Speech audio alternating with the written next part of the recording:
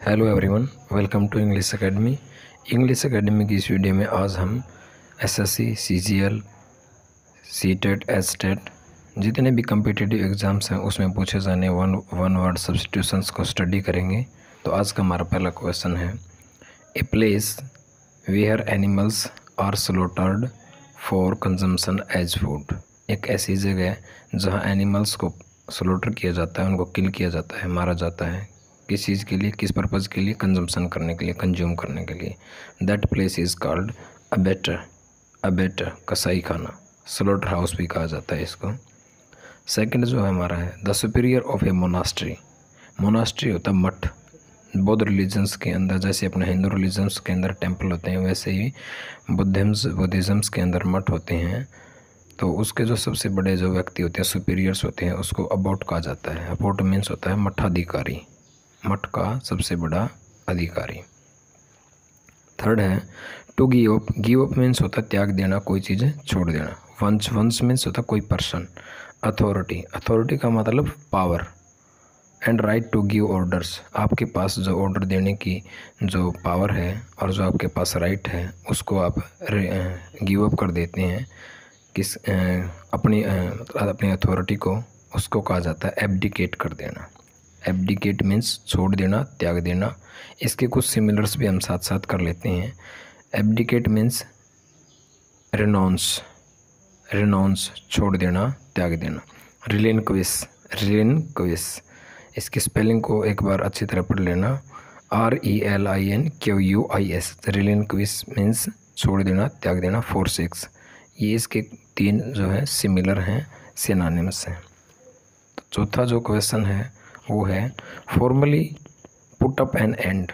औपचारिक रूप से पुट अप एन एंड का मतलब होता है फिनिश टू ए सिस्टम। किसी भी सिस्टम को, किसी भी व्यवस्था को ख़त्म कर देना, या कोई भी जो हम प्रैक्टिस करते हैं, या फिर कोई भी इंस्टीट्यूशंस हैं, किसी इंस्टीट्यूशंस के अंदर, या कोई भी सिस्टम है, कोई भी व्यवस्था है, या कोई भी प्रैक्टिस है, उसको क्या कर देना? पुट एन एंड कर देना, उसको फिनिश कर देना। That is called abolish. Abolish means होता है यानी कोई भी लॉ या कोई भी रेगुलेशंस है, कोई कानून है, कोई अधिनियम या कोई कस्टम है, जो रीति रिवाज है, उसको जब हम पुट एन एंड कर देते हैं, उसको बोला जाता है अबॉलिश करना, ख़त्म करना।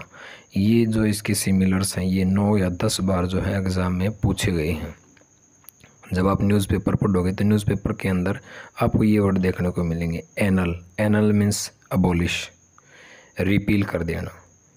जैसे जो जम्मू कश्मीर का जो आर्टिकल्स था 370, उसको क्या कर दिया था बीजेपी की गवर्नमेंट्स ने? उसको रिपील कर दिया, एनल कर दिया, उसको इरेडिकेट कर देना। इरेडिकेट यानी न्यूलीफाई कर देना, एक्सटिरपेट कर देना, वॉइड कर देना। To do away with means का मतलब भी एबोलिश या एब्रोगेट कर देना। एक बार फिर इनको रिपीट करते हैं। एबोलिश मीन्स फिनिश कर देना, पुट एन एंड कर देना, annul, repeal, eradicate, nullify, extirpate, to do away with या वॉइड और एब्रोगेट, यानी किसी चीज़ को, किसी लॉ, किसी रेगुलेशन, किसी कस्टम को खारिज कर देना, रद्द कर देना, यानी इनवैलिड कर देना। फिफ्थ है, ए सॉल्यूशन फॉर ऑल डिफ़िकल्टीज़ और डिजीज़। जितने भी कोई हमारे डिफ़िकल्टीज़ हैं, प्रॉब्लम्स हैं, या कोई भी डिजीज़ हैं, उन सब के सॉल्यूशंस को बोला जाता है पेंसिया। बहुत पूछा जाता है एग्ज़ाम में, 11 बार पूछा जा सका है ये क्वेश्चन। ऊपर वाले जितने भी कराए वो भी 9 या 10 बार पूछे 9 से 10 बार तक ये पूछे गए हैं। तो सभी बीमारियों का, सभी डिफ़िकल्टीज़ का जो सॉल्यूशन होता है उसको रामबाण इलाज कहा जाता है, पेंसिया बोला जाता है उसको। इसकी स्पेलिंग को भी हमें याद कर लेना चाहिए, ये भी पूछी जाती है। PANACEA, पेंसिया, रामबाण इलाज। सिक्स्थ है हमारा, an inscriptions on a tomb stone. Tomb का मकबरा के ऊपर जो स्टोन वगैरह लगाए जाते हैं, उसके ऊपर कुछ अक्षर्स को कुदेरा जाता है, उनको इंस्क्रिप्शंस मीन्स होता है शिलालेख। शिला का सील मीन्स होता है स्टोन, पत्थर, उसके ऊपर कुछ लेख लिखना यानी उत्कीर्ण करना। तो inscriptions on a Tom in the memory of a person who has died. जो व्यक्ति डेड हो चुका है, मर चुका है, उसकी याद के अंदर उस मकबरे पर कुछ पत्थर के ऊपर कुछ लेख, कुछ उत्कीर्ण किया जाता है।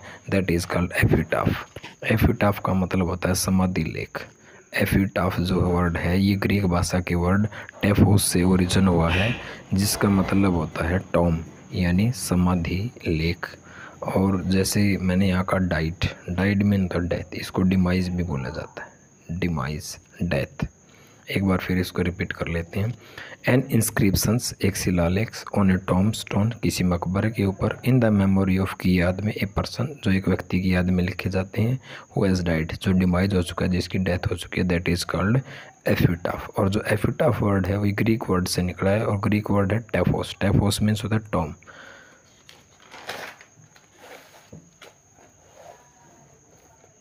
सेवंथ है ए पर्सन एक ऐसा व्यक्ति हु कैन एंड्यूर। एंड्यूर का मतलब होता है सहन करना, पेन जो दर्द को सहन कर सकता है, या फिर हार्डशिप्स को, जितनी भी कठिनाइयाँ हैं, प्रॉब्लम्स को, विदाउट शोइंग हिज फीलिंग्स, बगैर कोई अपने चेहरे के ऊपर भाव दिखाइए वो अपने पेन्स को, अपनी हार्डशिप्स को सहन करता है बगैर कोई कंप्लेनिंग किए, बगैर कोई शिकायत किए। That is called stoic. Stoic यानी कि एक सहनशील व्यक्ति। इसको स्टोलिड भी बोल सकते हैं। इसके कुछ सिनोनिम्स हैं, स्टोलिड, नम, फ्लेगमेटिक और अपार्थिड, अपैथेटिक। पैथी का मतलब होता है फीलिंग। पैथी वर्ड जहाँ भी दिख जाए, पैथी मीन्स होता है फीलिंग, और ए लग गया तो यानी कि जिसकी कोई फीलिंग ही नहीं है, तो उसको बोलते हैं एपैथेटिक, फ्लेगमेटिक, नम, स्टोलिड। स्टोलिड, नम, फ्लेगमेटिक, अपैथेटिक, इन सब का मतलब होता है स्टोइक पर्सन, सहनशील व्यक्ति। इसका उल्टा बिल्कुल अपोजिट हो जाएगा इमोशनल, जो काफ़ी क्या है, भावुक है। नम इसका मीन्स होता है डिप्राइव ऑफ फीलिंग्स, जो व्यक्ति के अंदर फीलिंग नहीं है। डिप्राइव में होता है से वंचित होना, थ्रू कोल्ड, शॉक, फियर, इन सब चीज़ों को उसकी कोई फीलिंग ही नहीं है, उसी को कहा जाता है stoic person. Someone who makes charitable donations. Someone mean कोई पर्सन जो चैरिटेबल करता है, डोनेशन करता है, इंटेंट्स टू के इरादे से इंक्रीज ह्यूमन वेलबिंग्स, ताकि सोसाइटी के अंदर, वर्ल्ड के अंदर मानवता यानी कि जो मानवता की जो भलाई है, वेलबिंग्स होता है, नेकी, भलाई, अच्छाई को इंक्रीज किया जा सके, बढ़ाया जा सके, इसलिए कुछ वो क्या डोनेशन देता है, चैरिटेबल करता है। That is called altruist person. ये 8 बार पूछा जा चुका है एग्जाम्स के अंदर। एल्ट्रुइस्ट परोपकारी व्यक्ति। बेनेवोलेंट भी पूछा जाता है, सेम इसका सिनोनिम्स है benevolent. Benevolent, altruist, both are means परोपकारी। एन एक्सट्रीम फियर एक बहुत ज़्यादा डर, fear of being in a small confined place. Confined होता कोई सीमित, जैसे कोई आपको किसी छोटी सी कोठरी के अंदर बंद कर दे, बहुत ज़्यादा बड़ा घर नहीं है, ज़्यादा बड़ा कमरा नहीं है, और आपको उसके अंदर डर लगे। डर का मतलब होता है इरेशनल फियर, मतलब अतर्कसंगत भय, उसको कहा जाता है क्लास्ट्रोफोबिया। क्लास्ट्रोफोबिया दोबारा फिर देख लेते हैं। एन एक्सट्रीम फियर बहुत ज़्यादा डर, ऑफ बीइंग होने का, इन ए स्मॉल एक छोटी सी, कन्फाइंड लिमिटेड सीमित, एक ऐसा छोटी सी जगह पर जो है जब आपको डर लगे, that is called claustrophobia. Phobia जहाँ भी आपको दिख जाए, फोबिया का मतलब होता है डर। क्लास्ट्रोफोबिया होता है छोटी जगह में होने का बहुत ज़्यादा डर। 10वां क्वेश्चन है, one who is difficult to please एक ऐसा व्यक्ति जिसको खुश करना बहुत मुश्किल है, जो छोटी छोटी चीज़ों को बड़े ध्यान से देखता है, उसके अंदर कमियां निकालता है, यानी उसको खुश नहीं किया जा सकता। That is called fastidious. Fastidious यानी हम कह सकते हैं तुनक मिजाज पर्सन, नकचडा या नकचडी भी बोल सकते हैं, नकचडा या नकचडी या तुनक मिजाज, हठी, ढीठ व्यक्ति बोल सकते हैं। ये 7 बार पूछा जा चुका है एग्ज़ाम्स के अंदर। इसको हम फ्यूजी बोल सकते हैं या फिर चूजी भी बोल सकते हैं। 11वां क्वेश्चन है हमारा, हैंड राइटिंग एक ऐसी writings which is difficult and impossible to read, जिसको समझना काफ़ी मुश्किल है, अच्छी राइटिंग नहीं है, समझ में नहीं आ रही। That is called eligible. Eligible ये एक एडजेक्टिव है।